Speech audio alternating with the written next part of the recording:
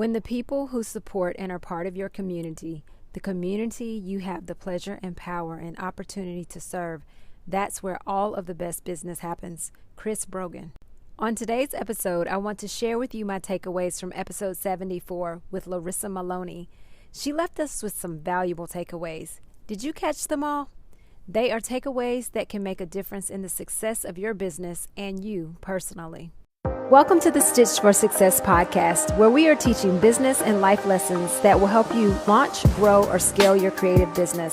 I am Monica Allen, and I'm a wife, mom, daughter, entrepreneur, author, friend, lifelong learner, and host of this podcast.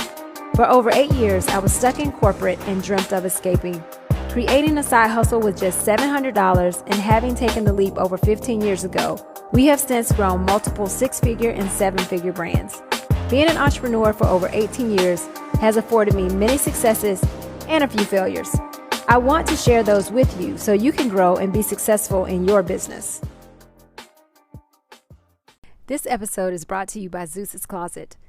Do you wear clothes with your company's logo on them? Do you give your clients or customers promotional products to help them remember you and your team?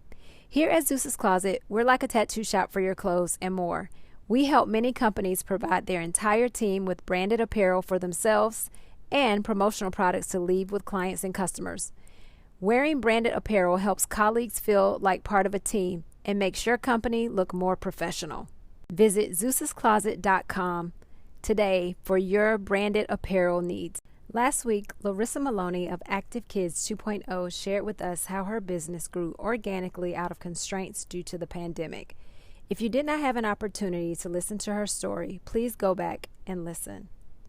The takeaways that I received from my conversation with Larissa are: 1, you need a community. Community is the key to success for any business.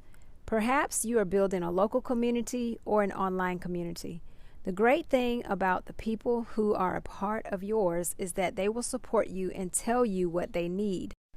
Larissa's community told her that they needed what she had to offer and thus catapulted her into her business. In our first company, Stuff for Greeks, our community was and still is people who are part of Greek letter organizations, also known as fraternities and sororities. Initially, we only offered design services, but our community told us that they needed us to actually embroider the jackets for them. We started out only producing custom jackets, and our community told us that they wanted more. They wanted us to produce sweatshirts, t-shirts, jerseys, and much more. They also told us what designs they wanted on their items, and now we have over 1,500 images in our library. Our local community helped build Zeus's Closet as well. We learned after our first year of business that our local community needed more than just Greek embroidered apparel. The movie and TV industry needed us, and so did individuals with clothing brands and individual custom gear, such as birthdays and anniversary t-shirts. We also learned that our community needed items completed faster, so we added rush options. Of course, it is up to you as the business owner to decide if you want to deliver what your community is asking for. The second takeaway I heard from Larissa is tap into your creativity. This is something I think is required of all people, but especially entrepreneurs. Larissa had a weekend to figure out something for her students. She had to get creative and figure out what to offer her community that wanted to continue with her during the summer. She had to figure out how to monetize that opportunity. As entrepreneurs, you often have to get creative and you have a short time to get it done. This could be meeting payroll for the week, saving a project, winning an opportunity. The list goes on and on. One of the ways I feel like I get my creative juices flowing is to meditate and to journal. I don't necessarily do it all in the same setting, but it is important for me to get my creative juices flowing. An example from our company when it came to tapping into creativity is we noticed we kept having people ask us for rush options. And not the rush options that we have been offering for years, but same day, next day services. And in the past, we had just never even considered that. But we had to get creative. We had to come up with a model that made sense for rush options. We wanted to create a model that would be somewhat discouraging because for someone to do a same day or next day rush, it is quite disruptive to our system, to our process. But we also wanted to provide the service for people who were willing to pay. So we had to put together a rush calculator in order to offer that service. So we had to get creative, and we had to get creative pretty quickly. The third takeaway that I got from Larissa is finding opportunities when you don't quite have all of the pieces in place. Larissa asked herself, how can I make this thing bigger than what it is during a time that was and is still extremely unpredictable? But she was willing to go with the flow and figure a great deal of it out as she went, pivoting and adapting where needed. This is a trait that we as entrepreneurs have to have. We must be adaptable, even if we do not have all of the answers or a clear solution. An example in our company of us not having all of the pieces in place is another opportunity that we noticed. People continue to ask us about helping them with their clothing brands. And this is not something we had ever really focused on before, but what we realized is that we were getting the same questions over and over again. So since then, we've actually put together a clothing line strategy session that we offer to people, where we sit down with them and go over their goals for their clothing brand, and we go on to offer them a course to help them get there.